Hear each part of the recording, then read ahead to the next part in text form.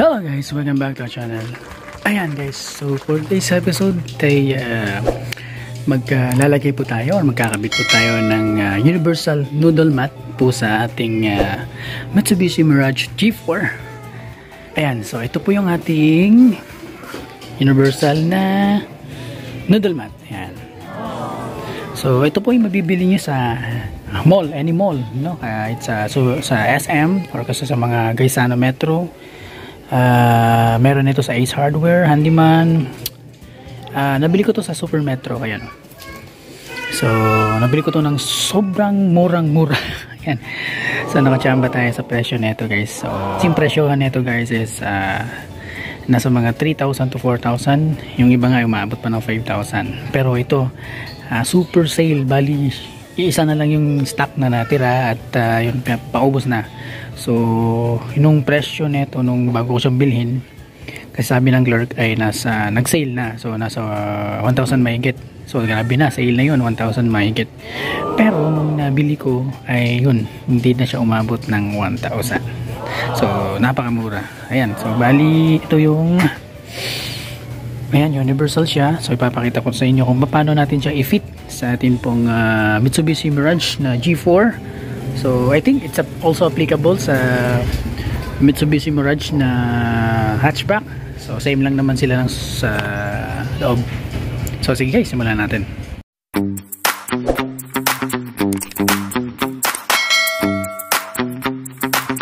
Alright, so ito yung sa driver's side. Sandali lang ito yung sa lagay muna natin itong sa driver's side. So dun sa kabila. Ayan.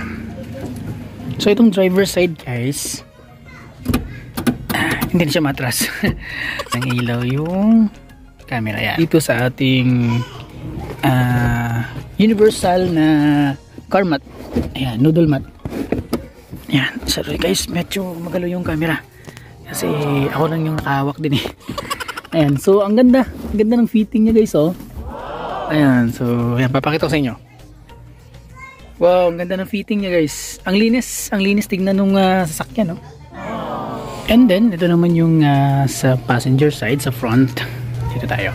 Sa passenger side ay wala na tayong poproblemahin dito guys. Diretso na ito ikakapit. Ayan. Ayan. So, ito yung yung parang gusto mong nasa bahay ka lang guys. Ito yung klase ng car mat na talagang babagay sa gusto mo. Ayan. So, ayan, universal siya guys, pero okay lang nang naman yung fitting niya sa ating Mirage G4. Ayan, no? So okay na okay. Ito yung parang gusto mong nasa bahay ka lang kasi gusto mong parang nakapaa ka lang sa loob ng sasakyan. Ito kasi yung yung parang yung hindi gusto nila yung deep dish. Ayan, nasubukan ko na kasi yung deep dish dati sa aking yung mga previous na mga sasakyan namin. Yun, so nasubukan namin mag deep dish. Ayan, medyo na yung letter na ito natanggal na. Alright, so ayan, so tapos na tayo dito sa passenger side. Doon naman tayo sa bandang likuran. Ayan, so papakita ko sa inyo yung sa passenger side sa front. Ayan. And then doon naman sa driver side. So ito, maganda magpaa dito guys kapag nagda-drive. Napaka-relax. Ayan. Ayan, so napaka-relax. Same lang din ng nung yung kung napanood nyo yung previous na mga vlogs ko sa ating minivan, yung Daihatsu Atray. So ganito din yung nabili naming mat. At yun, ganito rin yung kulay at silver tsaka black yung kulay. Nagkataon lang talaga guys, Yan, so nakamura kami. So dito naman tayo sa passenger side sa likuran. So sa second row. Ayan, second row. Actually meron na kasing siyang talagang mating itong ating sasakyan. Ayan, meron na siyang mating. So ito, pangit kasi nito guys kapag basa yung tsinelas or yung mga sapatos. Pag nabasa to, ang mangyayari babaho yung sa loob ng sasakyan. So yan, dapat talagang kailangan nyo ng car mat. So ito yung sa kabila. So ilalagay natin yan dito. Alright. So ayan. Okay. Ayan. So fit na fit siya guys. So maglalagay pa tayo dito sa gitna. Ito yung sa gitna guys. Ayan. Ayan. Ito yung sa gitna. So ganito. Ang mangyari nito guys sa gitna is matatabunan to. Dito. Oops. Yan. So matatabunan yan. So ganyan. Ganito yung magiging tsura niya guys. Sa gitna. So meron pang isa dito. Okay, so ito yung isa. Okay.